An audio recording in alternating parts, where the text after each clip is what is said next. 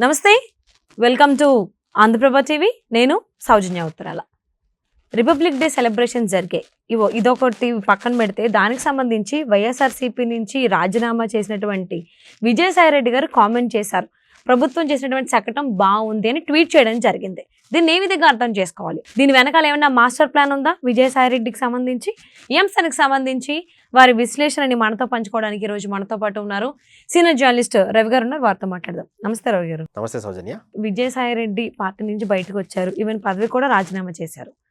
వచ్చిన తర్వాత చంద్రబాబు నాయుడు గారిని ఉద్దేశించి పాజిటివ్గా మాట్లాడడం, ఈ రిపబ్లిక్ డే సెలబ్రేషన్కి సంబంధించి శకటం బాగుంది అని కూడా ట్వీట్ చేయడం, ట్విట్టర్ వేదికగా ఎక్స్ వేదికగా, ఏ విధంగా చూడాలి? అంటే దీని వెనకాల ఏదైనా మాస్టర్ ప్లాన్ ఉంది అనుకోవచ్చా విజయసాయిరెడ్డి గారికి సంబంధించి?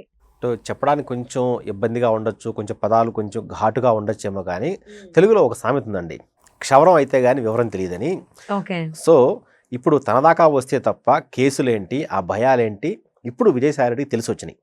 అందుకని సో గత 10 సంవత్సరాల నుంచి, గత 2014 నుంచి 2016 నుంచి ఆయన ఎంపీగా ఉన్నారు.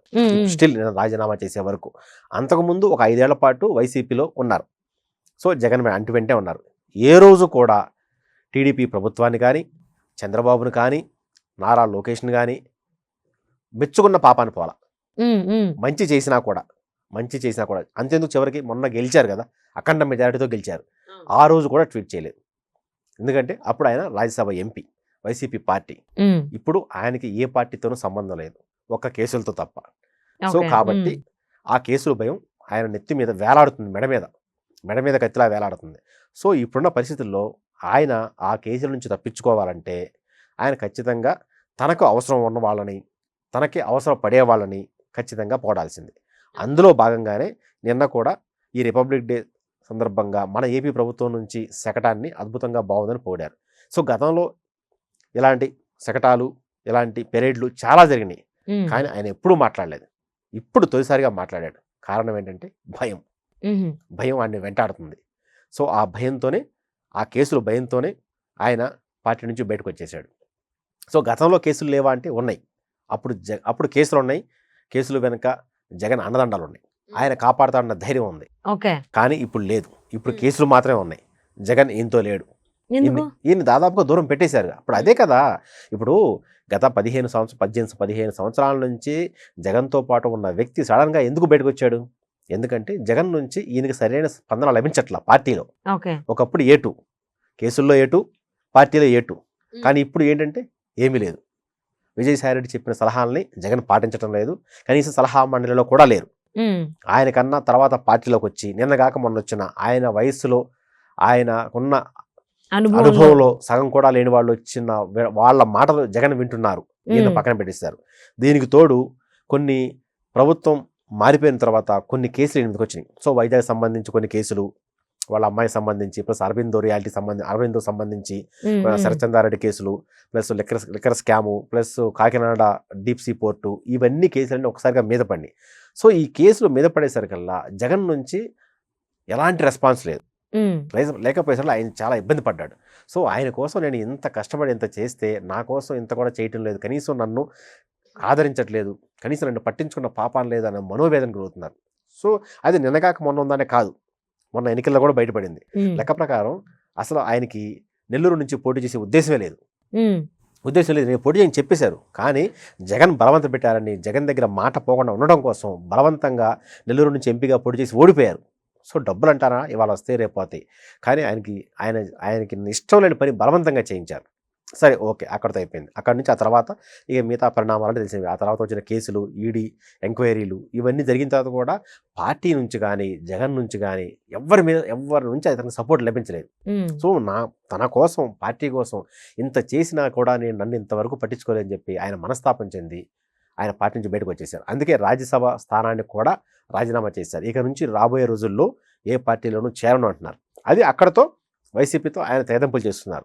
తెగదెంపులు అయిపోయి బాగానే ఉంది. మరి కేసుల నుంచి బయటపడాలంటే, కనీసం కేసుల నుంచి కొన్నాళ్ళు తప్పించుకోవాలంటే ఏం చేయాలి? బీజేపీకి దగ్గరగా ఉండాలి. సో సెంట్రల్ బీజేపీ అధినాయకత్వానికి దగ్గరగా ఉండాలి. అలాగే బీజేపీతో ఇక్కడ ఆల్రెడీ బీజేపీ కూటమి, జనసేన కూటమి వస్తుంది కదా, వీళ్ళతోనూ దగ్గరగా ఉండాలి. అది సో అంటే తిట్టకపోయినా పర్వాలేదు, ఖాళీగా ఉండొచ్చు కదా. పొగిడితే ఇంకా మంచిది. ఆ కేసుల నుంచి తనను తాను కాపాడుకోవడానికి విజయసాయి రెడ్డి గారు వేస్తున్నటువంటి ప్లాన్‌లో భాగం అంటే తను కాపాడుకోవడానికి ఇదొక చిన్న నేను మీకు ఫేవర్‌గానే ఉన్నానని చెప్పకనే చెప్తున్నారని అనుకోవచ్చా? అంటే ఇందులో 2 రకాలుండి. ఒకటి ఫేవర్‌గానే ఉన్నాను అని చెప్పకనే చెప్పొచ్చు. దయచేసి నన్ను వదిలేసేయండి. నన్ను స్కిప్ చేయండి. హ్మ్. ఇప్పుడు అంతకుముందు లోకేష్ గారు కూడా రెడ్ బుక్ అని చెప్పారు. రెడ్ అవును. బుక్ అని చెప్పి అంటే గత ప్రభుత్వంలో ఎవరైతే ప్రజల మీద పడి దోచుకున్నారో, ఎవరైతే అన్యాయాలు చేశారో వాళ్ళందరికీ వరుసబెట్టిగా తమదైన స్టైల్‌లో గుణపాఠం చెప్తున్నారు టీడీపీ వాళ్ళు. సో ఆ లిస్ట్‌లో తీస్తే ఆ లిస్ట్‌లో అందరికన్నా ఫస్ట్ పేరు ఉండేది విజయసాయి రెడ్డిది. ఓకే. విజయసాయి రెడ్డి చేసిన అక్రమాలు ఇక వైజాగ్ ప్రాంతంలో ఎవరు చేయలేదని చాలా ఆరోపణలు ఉన్నాయి. ఇప్పుడు ఆ ఆరోపణలన్నీ కేసులు అవుతున్నాయి. చాలా మంది కేసులు పెడుతున్నారు. హ్మ్. అప్పుడు అవన్నీ వస్తున్నాయి. సో ఇప్పుడు ఆయన ఉద్దేశం ఏంటంటే ఆయన తెల్ల జెండా ఎగరేశాడు. దయచేసి నన్ను వదిలేసేయండి, నన్ను ఇన్వాల్వ్ చేయకండి అనే టైప్లో ఆయన మొత్తానికి పార్టీ నుంచి బయటకు వచ్చేసి క్షమించమని ఇండైరెక్ట్ కొడుతున్నారు. అందుకనే సో ఆ పదం రావట్లేదు. కానీ ఆయన బిహేవియరు, ఆయన భావజాలం, ఆయన ప్రవర్తిస్తున్న తీరు చూస్తుంటే మొత్తం అర్థమవుతుంది. సో ఆయన ఇంతమంది వైసీపీ వాళ్ళు ఉన్నారు, వాళ్ళకి ఎవరికి నచ్చని శకటం ఒక్కడికే నచ్చింది. అది కూడా బయటకు వచ్చిన తర్వాత. ఇంతకుముందు వేరే కార్యక్రమాలు చేయలేదా వీళ్ళు? చాలా చేశారు కదా. కూటమి ప్రభుత్వం చాలా చేసింది కదా, చాలా చేసింది. మంచి పనులు ఉన్నాయి. పెన్షన్ పెంచారు కదా వీళ్ళ ప్రభుత్వంతో పోలిస్తే. మరి అప్పుడు ట్వీట్ చేయలేదే, ఎందుకంటే అప్పుడు పార్టీలో ఉన్నాడు. ఇప్పుడు బయటకు వచ్చారు కాబట్టి ఏంటనేది కనిపిస్తుంది ఆయనకి. ఇప్పుడు రియాలిటీ రియాలిటీ తెలుస్తుంది. ఇప్పుడు ఏదైనా మాట్లాడగలరు. ఇప్పుడు ఆయనకి ఎలాంటి ఇప్పుడు ఎలాంటి ఏం లేవు, రెస్ట్రిక్షన్స్ లేవు ఆయనకి. అది ఇప్పుడు జగన్ ఏదో అంటాడనో వాళ్ళు ఏదో అంటారనో ఇవేం లేవు. అందుకని సొంతంగా చెప్తున్నాను. సో దీంట్లో పనిలో పనిగా దగ్గర అంటే రేపొద్దున ఫ్యూచర్లో టీడీపీ కూటమిలోనూ జనసేన కూటమిలోనూ ఆయన చేరతారని కాదు, కూటమికి ఒక వెనక నుంచి మద్దతు ఇచ్చే వ్యక్తిగా ఉంటారు. అందుకే నేను మనం చెప్పినట్టుగా ఏమంటున్నానంటే ఆయన పార్టీ నుంచి బయటకు వచ్చేసి రేపొద్దున గతంలో కూడా ఒకసారి ఆయన ఒక స్టేట్మెంట్ ఇచ్చారు, రాబోయే రోజుల్లో నేను ఒక పేపరు టీవీ పెట్టబోతున్నాను అని. ఇఫ్ ఐఎమ్ నాట్ రాంగ్, ఇంకొక 1 monthలో విజయసాయి రెడ్డి ఒక స్టేట్మెంట్ వస్తుంది పేపర్ టీవీ పెడుతున్నట్టు. ఇంతకాలం ఆయన వైసీపీలో ఉండబట్టి పేపర్ టీవీ పెట్టడానికి అవకాశం కుదరలేదు. ఇప్పుడు వచ్చింది. ఇప్పుడు ఆ పేపర్ టీవీ పెడతానికి కారణం ఏంటి? బీజేపీకి ఏపీలో అంత పెద్దగా ప్రజల మద్దతు లేదు. సో ఏదో పార్టీ ఉందంటే ఉంది తప్ప, మొన్న కొంతమంది సీట్లు గెలిచారు తప్ప బలమైన క్యాడర్ లేదు. సో ఒక పేపరు, ఒక టీవీ పెట్టి బీజేపీని బలోపేతం చేసే విధంగా కొన్ని చర్యలు చేయాలని, సో దానికి తగ్గట్టుగా కొంతమంది లీడర్ని తయారు చేసి బీజేపీకి దగ్గర అవ్వాలని చూస్తున్నారు. బీజేపీకి దగ్గర వల్ల ఆయన లాభం ఏంటంటే ఈడీ కేసులు ఇవన్నీ ఉన్నాయి కదా, ఈడీ కేసులు, సిబిఐ కేసులు, ఇవన్నిటి నుంచి తప్పించుకోవచ్చు. మనీ లాండరింగ్ కేసులు చాలా ఉన్నాయి వీని మీద. సో ఇవన్నిటి నుంచి వాటిని కొంతకాలం ఉపశమనం పొందవచ్చు, అలాంటి అవకాశం ఉంది. అందుకని చెప్పి ఆయన బీజేపీకి దగ్గర అవ్వాలని తాపత్రయపడుతున్నారు. సో పనిలో పనిగా ఇప్పుడు బీజేపీ జనసేన కూటమి కూడా కలిసి ఉంది కాబట్టి వీళ్ళ ముగ్గురికి సంబంధించిన అంశాలని పాజిటివ్గా రెస్పాండ్ అవుతున్నారు. సో దీనికన్నా పెద్ద మాస్టర్ ప్లాన్ ఉంది. సో ఆయన ఉద్దేశం ఏంటంటే ఇప్పుడున్న పరిస్థితుల్లో ఆయన సేఫ్గా ఇంకో 5 ఏళ్ళు ఉండాలి, కేసులు భయం ఉండకూడదు. ఎందుకంటే ఇప్పుడు కేసులు అన్నీ వచ్చి ఏదైనా ఒక చోట ప్రూవ్ అయ్యి ఆయన జైల్లో ఉండాల్సిన పరిస్థితి వస్తే ఎంత పరువు తక్కువ. సో గతంలో 16 ఏళ్ళు వెళ్ళారంటే అప్పుడు పరిస్థితి వేరు, కానీ ఇప్పుడు చాలా ఇబ్బంది. అందులోనూ ఇప్పుడు ఈ కొంచెం 60 ఏళ్ళు దాటిన తర్వాత జైల్లో రావడం చాలా కష్టం. అందుకని ఇవన్నీ ముందే ఊహించుకొని సో ఆయన ఒక పెద్ద మాస్టర్ ప్లాన్ వేసి పార్టీ నుంచి బయటకు వచ్చాడు. ఇప్పుడు బీజేపీ వాళ్ళకి దగ్గర అవుతున్నాడు. అదండి. సో మరి కేసుల నుంచి కనుక వచ్చి ఫైనల్లీ తాను కాపాడుకోవడానికి విజయసాయి రెడ్డి గారు చేసినటువంటి ట్వీట్ ఏదైతే ఉందో చర్చనీయాంశం అవుతుంది. మరి ఆయన ప్లాన్ సక్సెస్ అవుతుందా, ఫెయిల్ అవుతుందా, అసలు ఏం జరుగుతుంది, రిజల్ట్స్ ఏ విధంగా ఉంటాయి, ఎఫెక్ట్స్ ఏ విధంగా ఉంటాయి చూద్దామండి. థ్యాంక్స్ సో మచ్ రవి గారు. థ్యాంక్ యూ అండి.